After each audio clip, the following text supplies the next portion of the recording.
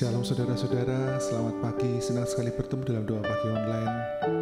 Kita percaya kita punya Allah, penyelamat kita yang baik, Allah penolong kita yang baik. Kita percaya pertolongannya akan tepat pada waktunya dan membuat segala sesuatu indah pada waktunya, karena Dia adalah penolong kita yang indah. Mari kita siapkan hati kita. Jesus, beautiful Savior, God of all majesty, risen King,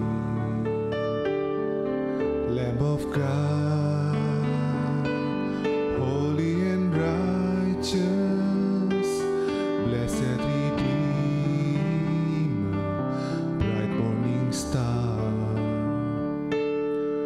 All the heavens shout your praise. All creations bow to worship you.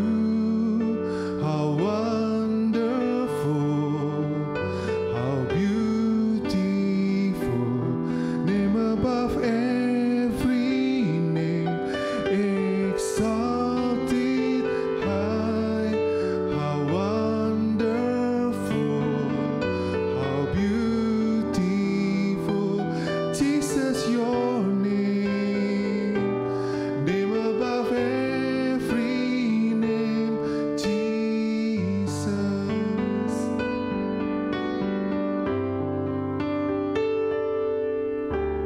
Jesus, beautiful Savior, God of all majesty, risen King, Lamb of God, holy and righteous, blessed Redeemer, bright morning star. All the heavens shout your praise. All creation bow to worship you. How wonderful, how beautiful, name above every name, exalted high. How wonderful, how beautiful, Jesus your name, name above every name. How wonderful, how beautiful, name above every name, exalted high. How wonderful, how beautiful, Jesus your name, name above every name, Jesus.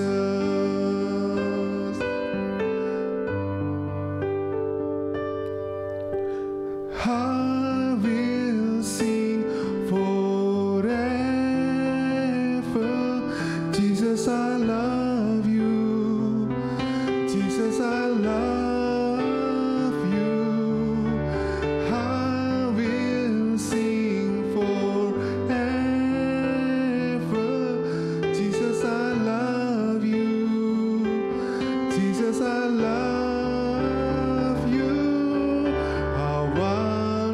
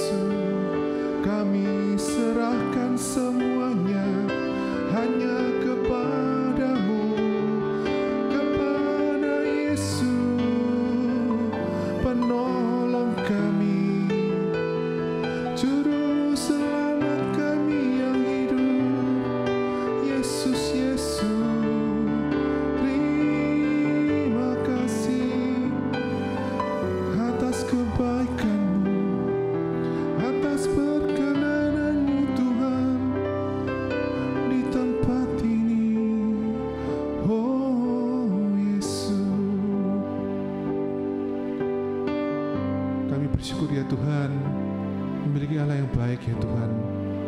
Kau yang mengatur segala sesuatunya, Kau yang membuat indah segala sesuatunya. Kau adalah penolong kami, Kau adalah penyelamat kami yang indah. Beautiful Savior. Terima kasih Tuhan, kami perlu Engkau lebih lagi Tuhan. Kami juga berfirman pada pagi hari ini, Kau berkati yang menyampaikannya.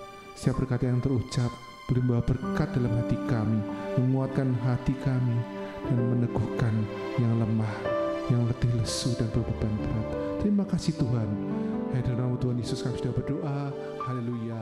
Amin. Shalom Bapak Ibu Saudara terkasih dalam Tuhan Yesus Kristus. Saya ucapkan selamat pagi. Kembali berjumpa saya dalam sesi ibadah doa pagi secara online. Puji nama Tuhan, kalau hari-hari ini ada banyak orang berkata bahwa kita sedang masuk tahun yang sulit, tahun kekeringan, tahun resesi ekonomi. Tapi kita percaya ada sebuah janji firman Tuhan yang indah yang akan menopang kita, memberikan kekuatan, bahkan akan memberkati kita semua. Oleh sebab itu kita akan sama-sama membuka kebenaran firman Tuhan di dalam Yeremia pasal 17 ayat yang ke-8. Kan saya bacakan bagi Bapak Ibu Saudara. Ia akan seperti pohon yang ditanam di tepi air, yang merambatkan akar-akarnya ke tepi batang air, yang tidak mengalami datangnya panas terik, yang daunnya tetap hijau, dan yang tidak khawatir dalam tahun kering, dan yang tidak berhenti menghasilkan buah. Nah Bapak Ibu Saudara terkasih dalam Tuhan Yesus Kristus, dalam ayat ini dijelaskan bahwa ada satu pohon yang ditanam di tepi aliran air, yang akarnya merambat, tidak takut akan datangnya panas terik. Nothing to fear when the heat comes. Dikatakan oleh firman Tuhan, tidak khawatir dalam tahun kering, tidak khawatir dalam tahun sulit, tahun resesi ekonomi. Dan janji firman Tuhan yang tidak berhenti menghasilkan buah, selalu berbuah di dalam setiap musim. Nah Bapak Ibu Saudara terkasih dalam Tuhan Yesus, yang dimaksudkan dalam ayat ini adalah pohon zaitun. Saudara tahu ketika pohon zaitun itu untuk pertama kali ditanam, benihnya ditanam, dia akan mulai bertumbuh. Dan ketika mulai bertumbuh, oleh sang penanam tersebut akan diinjak.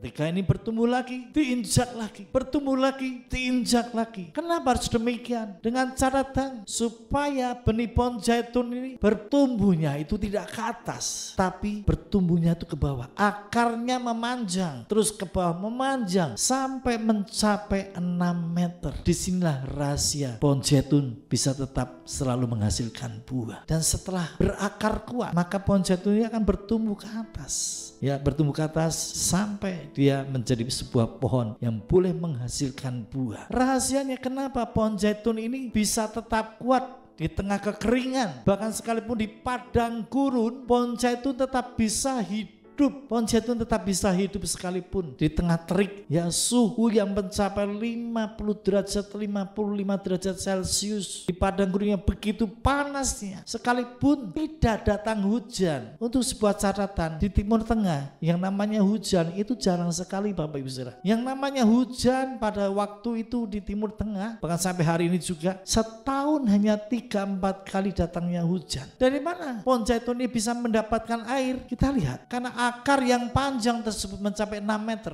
sehingga pohon zaitun bisa menyerap tanah, menyerap air dari tanah, yang membuat pohon ini tetap segar daunnya dan tetap bisa menghasilkan buah. Tidak peduli apapun musimnya, pohon zaitun selalu menghasilkan buah. Baik itu musim semi, musim panas, musim gugur, musim hujan, ya, pohon zaitun tetap menghasilkan buah. Bahkan pohon zaitun bisa hidup mencapai ratusan tahun, bahkan ribuan tahun, karena akarnya yang sangat kuat dan sangat panjang. Bagaimana kita sebagai orang-orang percaya Bapak Ibu Saudara, di tengah-tengah kesulitan, di tengah tahun kekeringan yang sedang melanda kita hari-hari ini, pertanyaannya, apakah kita menjadi orang-orang Kristen pohon zaitun? Apakah kita ini betul-betul tertanam di dalam iman kita, di dalam nama Tuhan Yesus Kristus? Apakah kita punya akar yang kuat, akar yang panjang, tertanam di dalam kebenaran firman Tuhan? Kalau saudara yakin dan percaya bahwa engkau punya akar yang kuat seperti pohon zaitun, hidupmu betul-betul tertanam di dalam iman kepada Tuhan Yesus Kristus, percaya kepada Tuhan Yesus Kristus, maka saya yakin Tuhan kita, Yesus Kristus, sanggup memberkati kita dalam segala keadaan, segala situasi, kondisi apapun juga. Tuhan Yesus sanggup, bahkan lebih daripada sanggup